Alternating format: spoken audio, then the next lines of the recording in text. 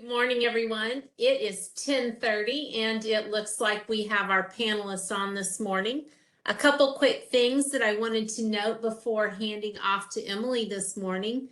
Two things. One, as always, if you have questions, comments, anything to communicate, please send those to all panelists in the chat. And the second piece, I know we've had quite a few questions rolling in recently regarding connection training. Those details are being finalized. We will share that and provide a much more robust update on the April all call. So be watching for that. There will also be additional division communication going out and other opportunities to share that information. So want folks to know, yes, we do hear you. We know that you have questions and we are addressing those, and we'll get, like I said, much more robust response out very soon. And with that, I am going to hand it to Emily. Thanks, Heike. Hi, I'm Emily Lubring, and I'm the Director of the Federal Programs Unit. I'm going to give several updates today about our HCBS settings rule, our COVID PHE ending, and the waiver renewals.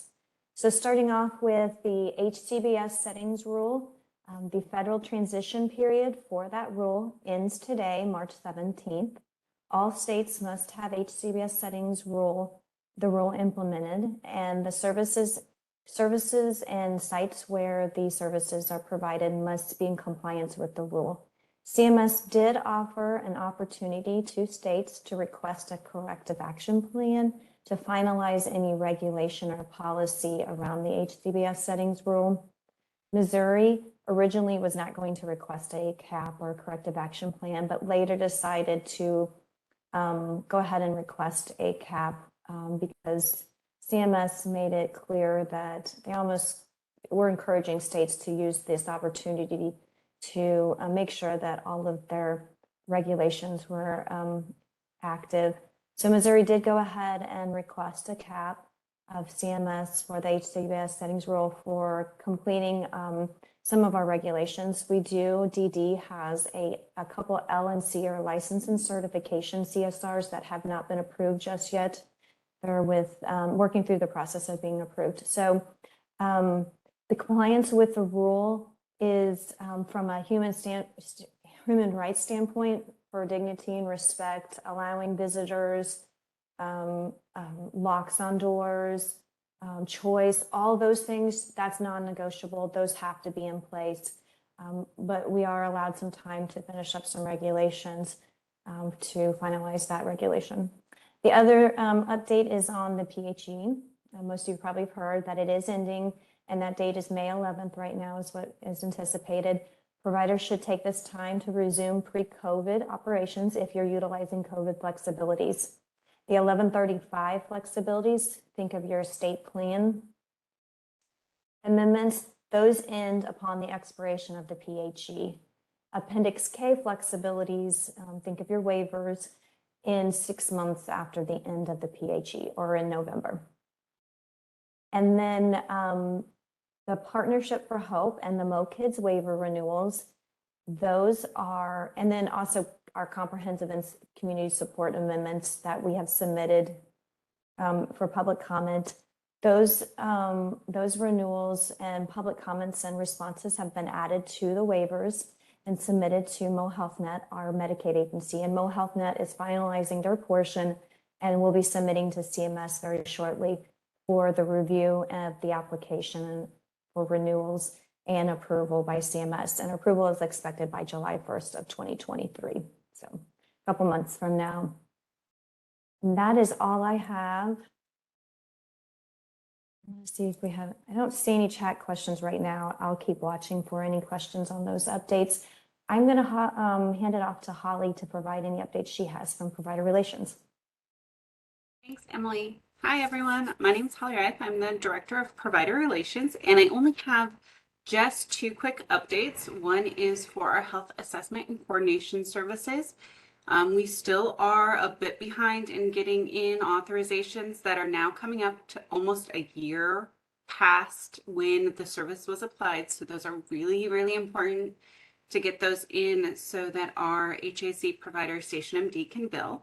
I also want to let you know that Station MD has now been approved to provide equipment, assistive technology equipment through the assistive technology definition. This equipment is Bluetooth enabled and works directly with their platform. Like with all assistive technologies, there are no bids or requirements to have a doctor's note. If the team in Station MD feels that an individual would benefit from a Bluetooth stethoscope, then by all means, get with Station MD and get that approved for the individual. They also do blood pressure cuffs and all sorts of fun things to help make sure that their doctors are giving the best assessments possible. And the other update I wanted to remind everyone is that we are currently working on getting a shift training up and running again. That was part of the UDAT Lunch and Learn. This week, we still have spots available. So if you're interested in taking a fundamental course about assistive technologies, please reach out to the UDAT team and get signed up. I believe there are still about 18 slots open. So that's my update for today, and I'm going to hand it off to Leslie. Happy St. Patrick's Day. Happy St. Patrick's Day. Top of the morning to you. I'm Leslie DeGroat. I'm your division's clinical coordinator, and I would like to share my screen. So I'm going to steal the little dealy, maybe? Or Heike, can you hand me the presenter? I am now the presenter. Great. Thank you so much. Hope you're all doing well. Sun shining here where I am. So I hope you guys are okay. Can you see my screen? Let's see. Looks like it's sharing. Okay, so I have some reminders and updates, and if so these slides right here, if you were on the statewide provider call, you saw them yesterday, but I really feel like it's important to keep messaging related to HERS, just to make sure, we get that word out, So yeah, apologize for the redundancy. But we are currently in implementation phase 1 with the MOHERS process. That means that all contracted DMHDD service provider and targeted case management agencies can go ahead and onboard to initiate the HERS process. In fact, we are encouraging agencies to go ahead and start onboarding now so that the agency team members can gain access to the system and then also be able to complete the trainings within the system and be ready to go by May 1st of this year. So May 1st of this year, in a few months, HERS will go live statewide, and that will begin our implementation phase 2. And then that means that all waiver participants will need to have a HERS screen completed starting in May in preparation for their ISP. So individuals who have an ISP implementation date of August of this year, they'll need to be screened in May.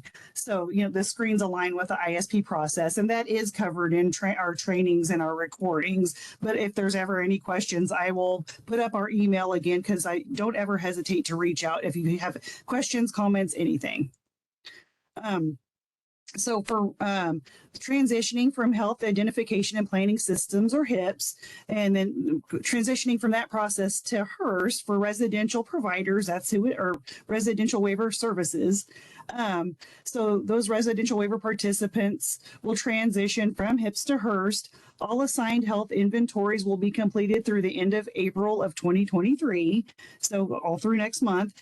Effective May 1st of 2023, individuals with assigned health inventory months after April 2023 will no longer receive health inventories in the CMOR system. All open HIPS documentation in the CMOR system will be closed effective October 1st of 2023. So if you have any questions about that, don't hesitate to reach out. We will support you through this transition. I would like to point out some updates based on feedback from the field, and we so appreciate your feedback, and we try to act on it as much as we can. Sometimes some things take a little longer than you expect, but we do relish your feedback. So, but I would like to point out that we've transitioned our onboarding process. It's a new, more automated method, so it should be more expeditious than prior. We will direct you to our MOHERS webpage to begin the steps for for onboarding. And I'm going to just bring that up here in just a second to show you what the web page looks like. We have an onboarding process flow diagram that maps out the steps so that you can have a visual to see what that entails, because it not only does you need to request access for the system, but also being able to get in there and do your trainings. We have also added to our Mohurst webpage a new frequently asked questions document, which we're getting ready to update again based on good questions and feedback. We appreciate it. We also have linked the utilization review form and then the process for that under the residential provider ribbon, and I'll show you that briefly.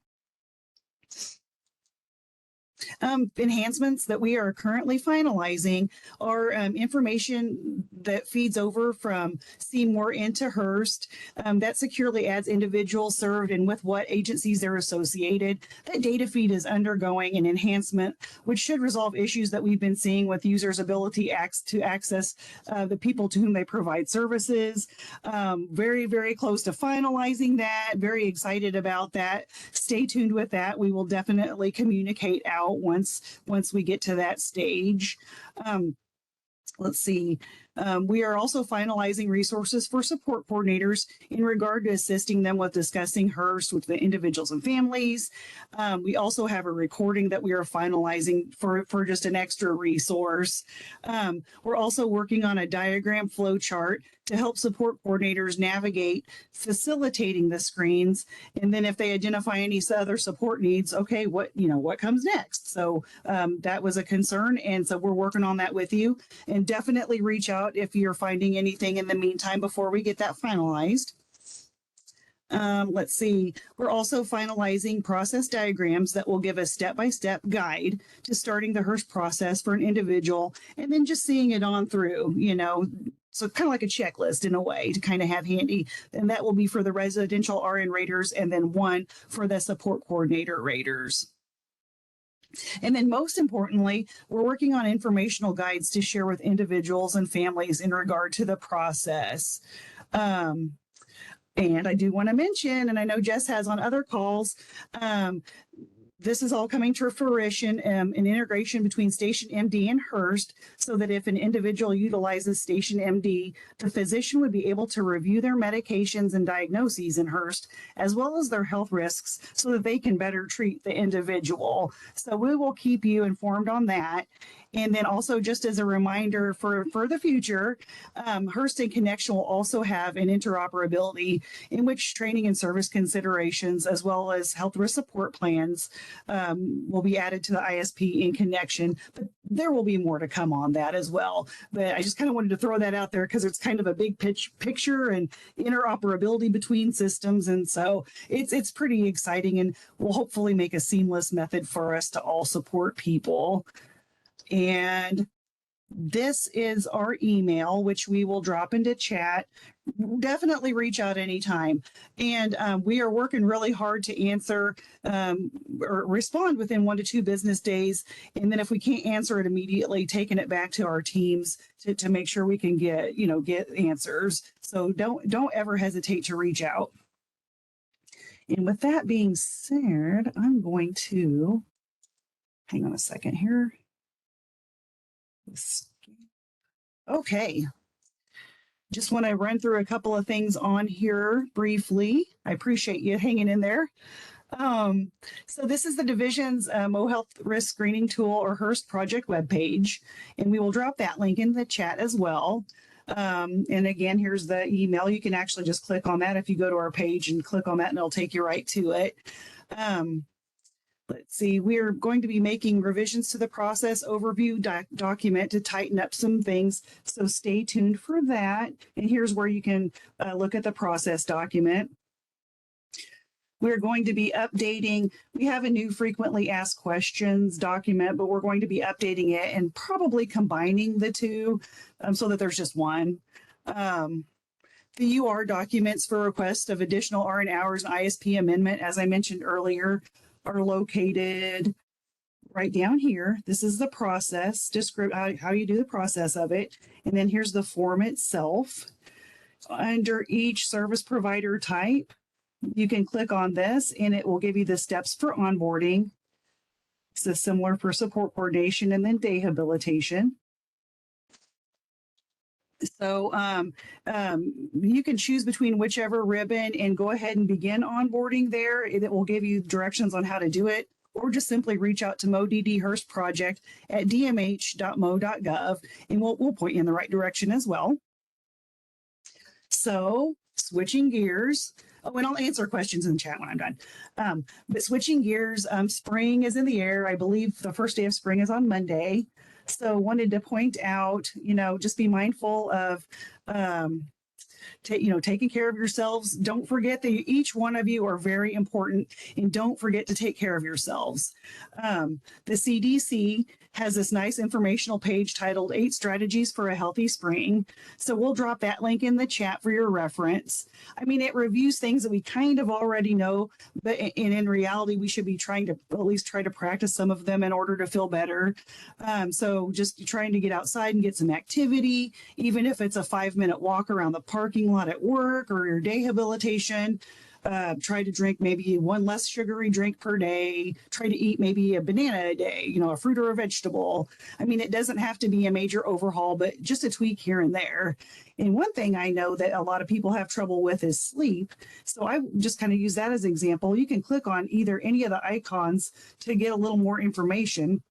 And so I had already pulled up sleep, and it points out adults need 7+ hours of sleep per night or more. And then lack of sleep is linked to several chronic diseases and conditions. And you can see here, it illustrates diabetes type 2, heart disease, obesity, depression. But then if you go on down, it's kind of gloomy, right? But you can go down here and it gives you ways that you can try to help yourself get a good night's sleep, or on the other ones, perhaps incorporate more fruits and vegetables in your diet, just things of that nature. Just don't forget to take care of yourselves out there while you're working hard, supporting people. And now I'm going to try to get to this. Hang on just a second. It's kind of blocked by my screen sharing. Let me do it like this, because this is exciting. We're working hard to get more access to dental care for individuals. And I'm going to just kind of go back. We did send out an email blast in February, and this is still going on. This is phase 2 of a pilot project. So in collaboration with the Missouri Coalition for Oral Health and support from the Missouri Developmental Disabilities Council, Enable Dental is implementing this pilot program, and this is the second phase, and it's to serve individuals with intellectual and developmental disabilities. And what's really cool about it is their dental team brings portable equipment and dental care into a person's home, a day hab, or out in the community, wherever they're most comfortable. And the services also provided include x-rays, exams, cleanings, fillings, and extractions.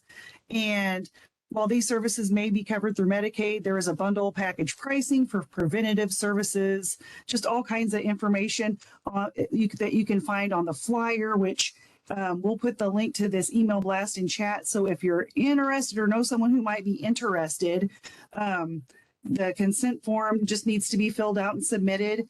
And then the program flyer, it tells all about it. Now they're focusing in Cass, Clay, Jackson, or Platte County. But if you're not in those counties, you can always submit your interest, because they do want to try to help serve Missouri. So just let me know if you have any questions. You definitely holler. And that, let me double check my notes, but I think that's all for what I have prepared. You guys have a great day and weekend, and let me look at chat, see if, this is a great question.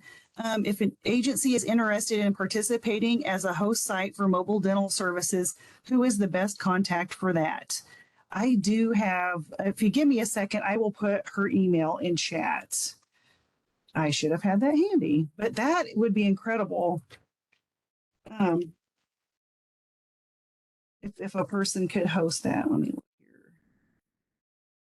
Got it. Okay, I'm going to put her name is Kaylee Graham, and she's with Enable Dental. She's a nurse, and she's just a real great gal to work with. Okay. or enable dental. Okay.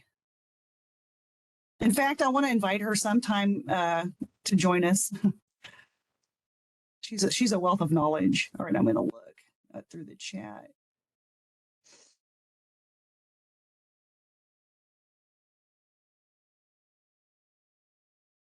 Yeah, okay. Hopefully there are questions, about the individuals pulling from Seymour into the HERS system. Hopefully testing this week and next, and then hopefully implementing. We're meeting with Intellectability, which is the HERS company, and actually in just the next little bit. And so we're going to just try to get get a kind of a timeline for that, because it goes from our ITSD to HERS, and that has to be coordinated. And I'm not real savvy on IT items, but we're going to ask and try to get a good picture so we can communicate that out. And you guys, thank you for your patience with this. I know it's very frustrating to log in and you don't even see all your people. So please just reach out. Don't hesitate to reach out. It's totally fine, and we're doing our best to try to fix that problem. And you guys have been doing great as far as reaching out and giving us, information about that. Okay, here's one I might try to answer.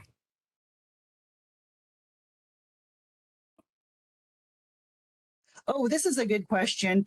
What about HIPs that are due in May and June and July, since first will start for August start date plans? Will we be out of compliance during an audit since HERS starts May? They will be picked up within that, between May of 2023 to April of 2024. So they will get a screening.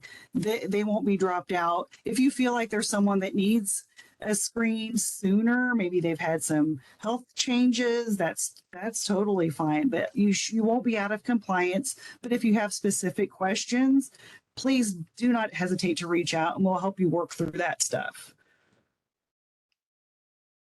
Transitions are kind of wonky, but we're in it together, you guys. Please reach out. Definitely. We'll help you troubleshoot those nuances.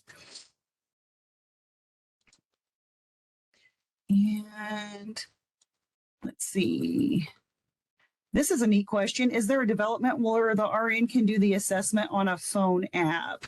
Not currently, but we have asked that before, because that'd be kind of neat, but not currently. But I think that they're always moving forward technologically. So perhaps in the future, I would say, but I can't tell you exactly. But we were wondering about that too, because it's, everyone's got a smartphone practically.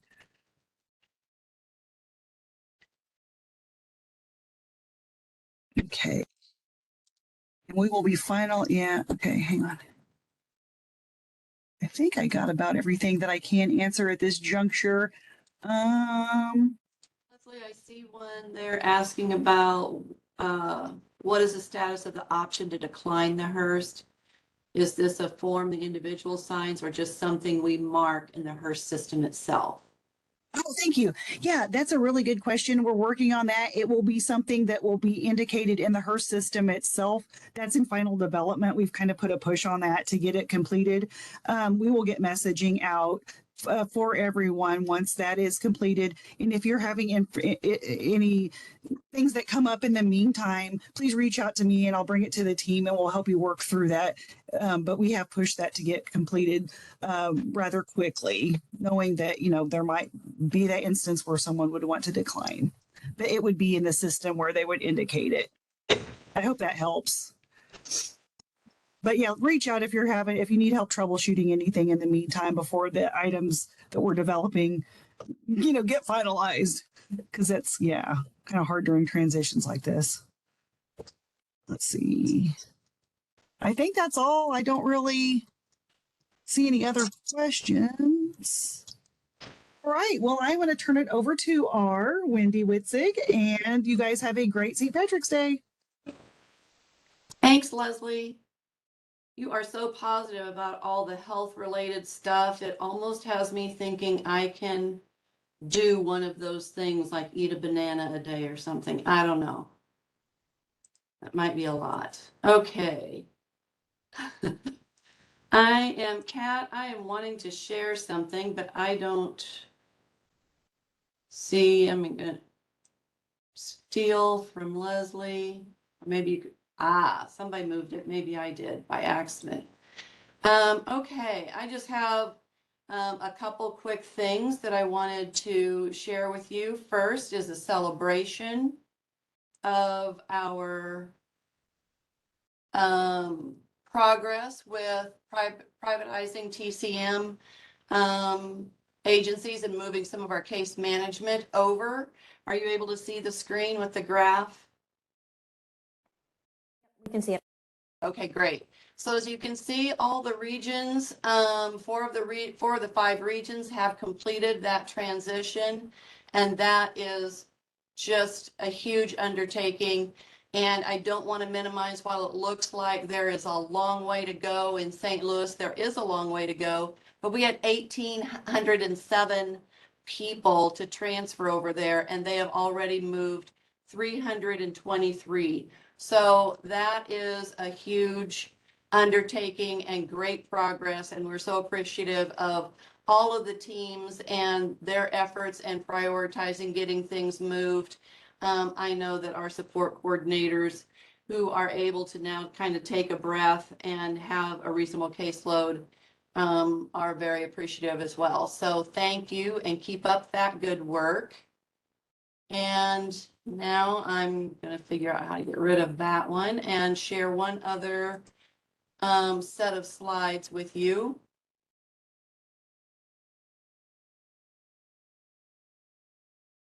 All right, and this is information on our Tier 2 risk prevention efforts. We call our efforts here organizational efficiency, where we're trying to look at how we're doing things internally and are there ways that we can improve how we're working internally and with our partners in the field to provide a better service. And so transitioning our what were previously CLCs, community living coordinators, to a Tier 2 risk prevention specialist that help with our folks that are in a special kind of crisis. We refer to them as emergency or a critical crisis, helping those folks to get moved from usually hospitals, jails, homeless shelters, respite providers, and places like that, helping them to find a program and a home to live. So we are in the midst of making those final steps in that transition.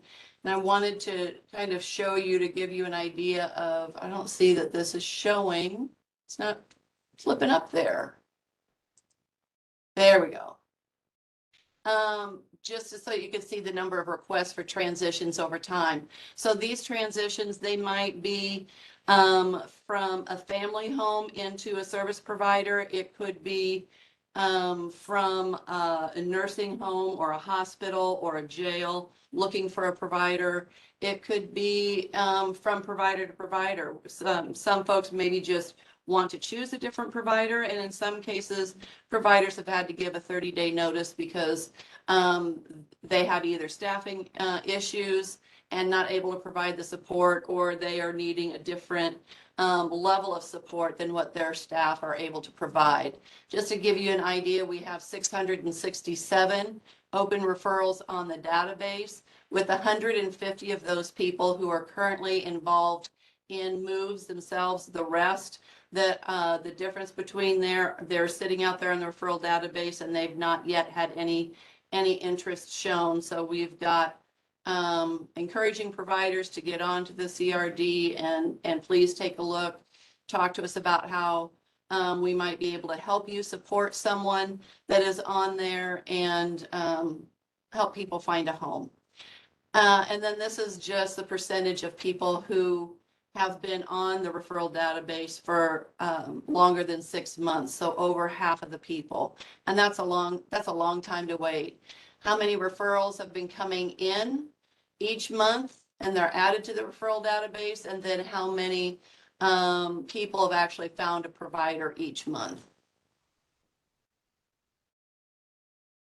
This just shows that our 2 different high-level kinds of transitions that I was referring to earlier, what we call emergency and red hot. So the red hot folks are those that are in jails and hospitals, and are really, they don't have any need, any medical need to be in the hospital any longer, or they've been, they need the next step in their rehab from jail and need a community provider. So these are folks that are taking up spaces in these other facilities and our partner agencies in the state that need some relief, and they need those places for other folks. And this just gives you an overview of what kinds of requests and kind of where people are at. 28% of people in the hospital, 7 in jail, 4%, almost 4.5% in crisis beds, with the largest chunk, 62% of folks being on the referral database because of a 30-day notice. So those would be individuals that the provider has said that they're no longer able to serve effectively. So we are really working with this tier 2 team, or their efforts. They're really working with our community providers to build capacity. We have to help our partners out there in the community find ways to better serve people who might have very challenging or complex behaviors or medical conditions or a combination thereof. So we need to build that capacity so that we can diminish these 30-day notices and people can feel confident in their skills and abilities to be able to support those folks in the community. Because when this goes on too long and we can't find people, and usually we're not able to find a provider within the 30 days that they're giving. So we've got providers who are keeping them much longer than 30 days.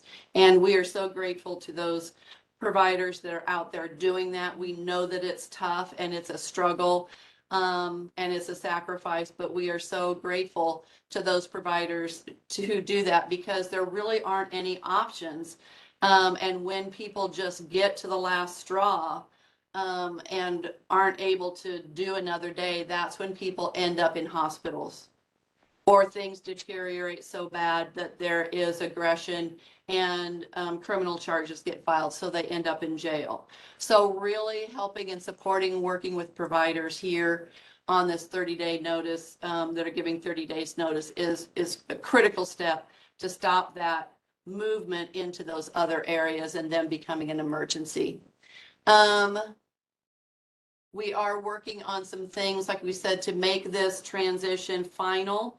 It has been a long time that we've been working on movement and scaling things back for the risk prevention consultants in terms of supporting transitions. One thing that was really critical to that was to be able to make the privatization happen, so that the support coordinator and their supervisor or their SC3 are able to play a more important role in those more difficult transitions, instead of utilizing the risk prevention coordinator. So as those teams get into line with the numbers and their caseloads that they can support effectively, then we'll be able to transition these responsibilities and train those folks to be able to take over those roles with these more challenging and difficult transitions. So we are working on the policy and procedure there. It's going to be going out for comment internally here on the 17th today. And then hopefully we will have the policy published April 7th. So you'll be able to look for it out there on our website under the governance section way at the bottom, and you'll be able to see go under guidelines. And we're still using that ribbon in that section to house the policies and procedures while we're making the transition away from guidelines to policies and procedures and this online manual. So the tier 2 team will be Jill and Nicole that will be doing a tier 2 coffee and chat on May 9th, and it will be around the policies and procedures and the transitions, answering questions, talking through things, looking at a go live on May 15th. And I skipped the webinars. They will also be hosting some question and answer webinars that we will also pick and record and post out there, so that this will be training on the policy and procedure. So all of those internal, and we also will be sharing this information with our contracted TCMs, because this is just how we will now start operating internally. A lot of you folks that are contracted TCM providers, a lot of you already have transition coordinators that are handling a lot of that. So it might not be a whole lot of anything different that you're going to see required on our end in order to interface with the division, but there will be that training out there. So, and with that, that is all I have to share today. Let me stop sharing, see if there's anything in the chat for me.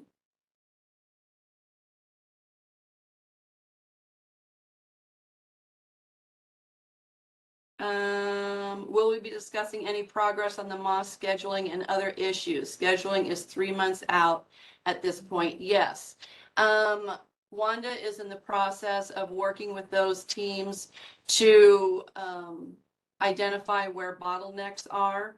And also we have moved 3 additional FTE, their existing FTE, from our intake teams into the assessment teams. So that added 2 assessment specialists and an additional supervisor who will also be doing assessments themselves. So we're looking to see what kind of impact that has, and if we need to increase that team even more, then we will be looking at doing that. And I don't see any other questions in the chat. So I won't take any more time of your Friday and wish you a happy St. Patrick's Day and go have some fun. Bye-bye.